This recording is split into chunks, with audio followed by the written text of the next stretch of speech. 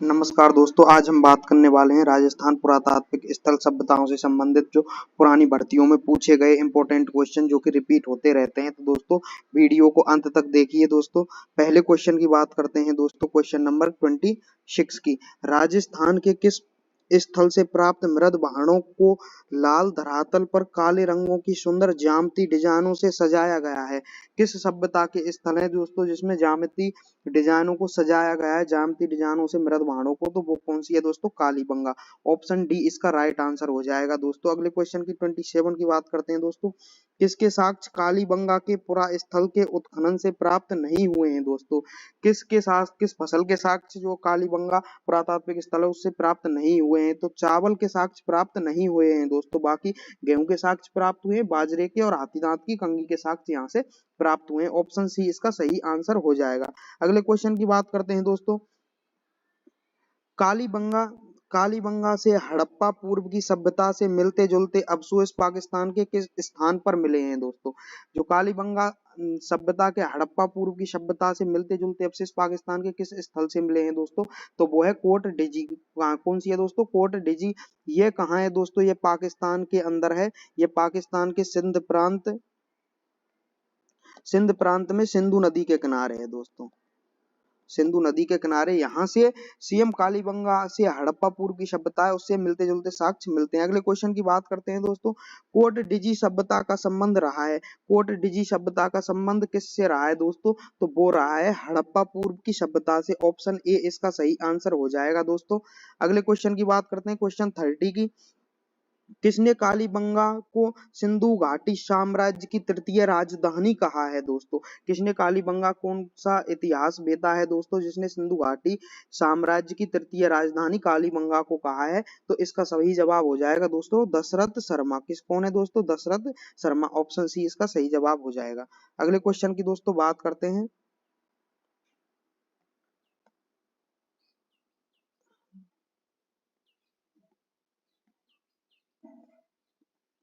अगले क्वेश्चन की दोस्तों अपन बात करते हैं।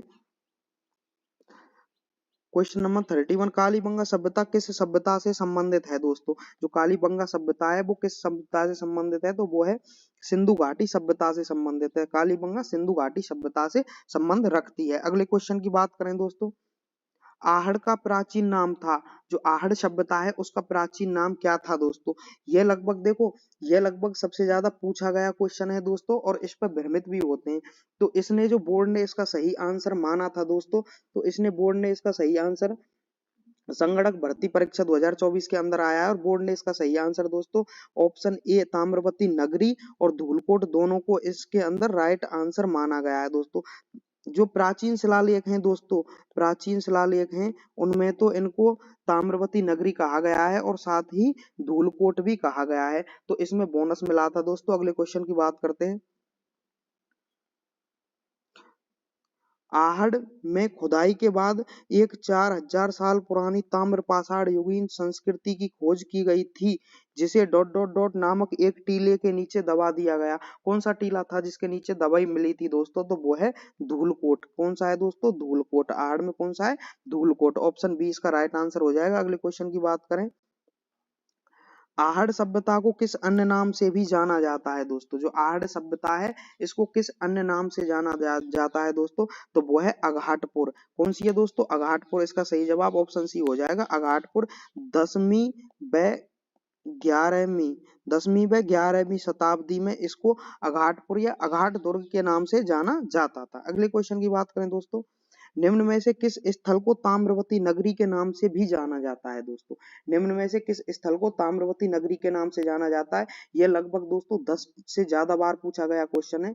पिछली जो ग्रेड सेकंड की भर्ती हुई थी दोस्तों 2022 के अंदर, उसमें यह क्वेश्चन पूछा गया, और इसका सही आंसर हो जाएगा ऑप्शन बी आहड़। क्या हो जाएगा? Option B Ahar. दोस्तों अगले क्वेश्चन की बात करते हैं। किस सभ्यता के लोग अपने मृतकों को आभूषण के साथ दफनाते थे? किस सभ्यता के लोग थे जो मृतकों को आभूषण के साथ दफनाते थे? तो वो है आहड़ सभ्यता। कौन सी सभ्यता है दोस्तों? आहड़ सभ्यता के लोग, क्योंकि यहाँ पर पुनर्जन्म की में विश्वास रखते थे, ऐसा माना जाता है। अगले क्वेश्चन की बात करें दोस्तों, आहड़ सभ्यता का उत्खनन, आहड़ सभ्यता का उत्खनन कार्य 1953 में सर्वप्रथम किसके निर्देशन में हुआ था दोस्तों? 1953 में किसके निर्देशन में हुआ था दोस्तों? तो वो आ जाते हैं आपके अक्षय कीर्ति व्यास। कौन से हैं दोस्तों? अक्षय कीर्ति व्यास 1953 में हुआ था सर्वप्रथम आर्य सभ्यता का उत्खनन। इसके बाद में दोस्तों, इसके बाद में 1954 में आर.सी. अग्रवाल के निर्देशन में हुआ था दोस्तों। आर.सी. अग्रवाल के निर्देशन में 1954 में हुआ था और अक्षय कीर्ति व्यास के निर्देशन में 1953 में सर्वप्रथम हुआ था। अगले क्वेश्चन की बात करें दोस्तों, आहड़ का उत्खनन कार्य किसके नेतृत्व में निष्पादित हुआ था दोस्तों? आहड़ का जो उत्खनन कार्य है वो किसके नेतृत्व में निष्पादित हुआ था? तो वो आ जाते हैं हमारे, कौन है दोस्तों? तो वो आ जाते हैं हमारे एच.डी. सांकलिया। कौन है? एच.डी. सांकलिया। ऑप्शन ए इसका राइट आंसर हो जाएगा। और कब निष्पादित हुआ था दोस्तों? वो हुआ था 1961 और 62 के अंदर। कब हुआ था दोस्तों? 1961-62 के अंदर। अगले क्वेश्चन की बात करें दोस्तों, पुरास्थल आहड़ से प्राप्त प्राचीन अवशेष संबंधित हैं दोस्तों।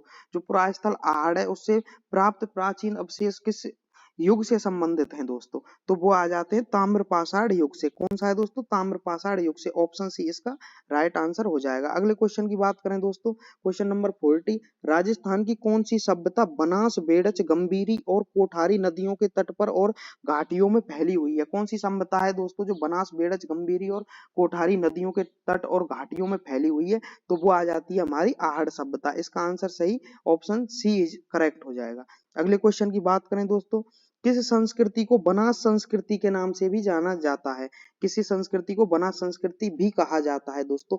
वेरी इंपॉर्टेंट क्वेश्चन है। कौन सी है दोस्तों? तो वो है हमारी आहड़। कौन सी है दोस्तों? वो है हमारी आहड़ संस्कृति को बनास संस्कृति भी कहा जाता है। अगले क्वेश्चन की चर्चा करें दोस्तों, 4000 वर्ष पुरानी 4000 वर्ष पुरानी सभ्यता के पुरातात्विक अवशेष उदयपुर के समीप एक गांव में पाए गए हैं। वह गांव कौन सा है? जो 4000 वर्ष पुरानी सभ्यता है दोस्तों उसके अवशेष उदयपुर के समीप एक गांव में पाए गए हैं, वो गांव कौन सा है दोस्तों? तो वो गांव आ जाता है आहड़। ऑप्शन ए इसका राइट आंसर हो जाएगा। कौन सा है दोस्तों? Option A Ahar. अगले क्वेश्चन की बात करें दोस्तों, कौन सा राजस्थान की आहड़ बनास संस्कृति का प्रमुख स्थल नहीं है दोस्तों? जो कौन सा स्थल है वो आहड़ बनास संस्कृति का प्रमुख स्थल नहीं माना जाता? तो वो आ जाता है ऑप्शन डी लोथल। क्योंकि लोथल कहाँ पे है दोस्तों? तो लोथल है गुजरात के अंदर। कहाँ है दोस्तों? लोथल है गुजरात के अंदर। गिलुंड आहड़ बनास संस्कृति का एक केंद्र रहा है दोस्तों, ओजियाना भी रहा है और बालाथल भी रहा है। तो इसका सही जवाब क्या आ जाएगा दोस्तों? लोथल गुजरात के अंदर है। ऑप्शन डी इसका सही जवाब। अगले क्वेश्चन की बात करें दोस्तों, अनाज रखने के मृद भांड जिन्हें गोरे बंकोट कहा जाता था किस प्राचीन सभ्यता से प्राप्त हुए दोस्तों? गोरे बंकोट किस सब प्राचीन सभ्यता से प्राप्त हुए? तो वो आ जाती है हमारी आहड़ सभ्यता। किससे दोस्तों? आहड़ सभ्यता से ये प्राप्त हुए। अगले क्वेश्चन की बात करें दोस्तों, कौन सी वस्तु आहड़ सभ्यता के स्थलों से संबंधित नहीं है? कौन सी वस्तु है दोस्तों जो आहड़ सभ्यता के स्थलों से संबंधित नहीं है? तो वो आ जाती है चित्रित दूषण मृद भांड। कौन सी है दोस्तों? तो वो है हमारी चित्रित दूषण मृद भांड। वो यहाँ से संबंधित नहीं है दोस्तों। इसका सही जवाब क्या हो जाएगा? इसका सही जवाब हो जाएगा ऑप्शन डी। अगले क्वेश्चन की दोस्तों बात करें, लाल काले मृद भांड वाली संस्कृति का प्रमुख केंद्र था। जो लाल काले मृद भांड वाली संस्कृति का दोस्तों प्रमुख केंद्र क्या था? तो प्रमुख केंद्र था दोस्तों आहड़। कौन सा था दोस्तों? आहड़। इसका सही आंसर ऑप्शन बी हो जाएगा। अगले क्वेश्चन की बात करें दोस्तों, आहड़ के उत्खनन से प्राप्त कौन सी सामग्री बाह्य संपर्कों का संकेत देती है? आहड़ से जो प्राप्त सामग्री है दोस्तों जो बाह्य संपर्कों का संकेत देती है तो वो है लेपिस लाजुकी। यह एक विशेष प्रकार का दोस्तों क्या है? पत्थर है, जो यहाँ पे आहड़ के बाद में दोस्तों और कहाँ पाया गया? तो वो पाया गया ईरान में। इसलिए यह बाह्य संपर्कों का संकेत देती है। अगले क्वेश्चन की बात करें दोस्तों, दो मुंह का चूल्हा व बहुत प्रकार के बर्तनों के साथ सिलबट्टा व पेन निम्नलिखित में से किस स्थान से खुदाई में मिले थे? किस स्थान से मिले थे दोस्तों? तो वो है हमारी आहड़ सभ्यता से यह चीजें खुदाई में मिली थी और यहाँ अधिकतम 6 चूल्हे पाए गए थे दोस्तों। एक घर में 6 चूल्हे पाए गए थे। अगले क्वेश्चन की बात करें दोस्तों, आहड़ संस्कृति के लोग किस धातु से परिचित नहीं थे? जो आहड़ संस्कृति के लोग थे वो किस धातु से परिचित नहीं थे दोस्तों? तो वो धातु थी चांदी। इसका सही आंसर क्या हो जाएगा? Option B. अगले क्वेश्चन की बात करें दोस्तों, गणेश्वर सभ्यता के अवशेष चिन्ह उपस्थित हैं दोस्तों। गणेश्वर सभ्यता के अवशेष चिन्ह कहाँ पर उपस्थित हैं? तो वो आ जाती है नीम का थाना। कहाँ है दोस्तों? नीम का थाना सीकर के अंदर। कहाँ है दोस्तों? नीम का थाना सीकर के अंदर। ये रहे दोस्तों इसके इंपॉर्टेंट 25 क्वेश्चन। 25 मैंने पहले करा दिए। ये लगभग दोस्तों 80% यही क्वेश्चन आते हैं, इसलिए इनको ध्यान से पढ़िए। और आगे अगर क्लास अच्छी लगी हो तो लाइक शेयर सब्सक्राइब करना ना भूलें दोस्तों। मिलते हैं अगली क्लास में, अगले पार्ट में। तब तक के लिए जय हिंद, जय भारत।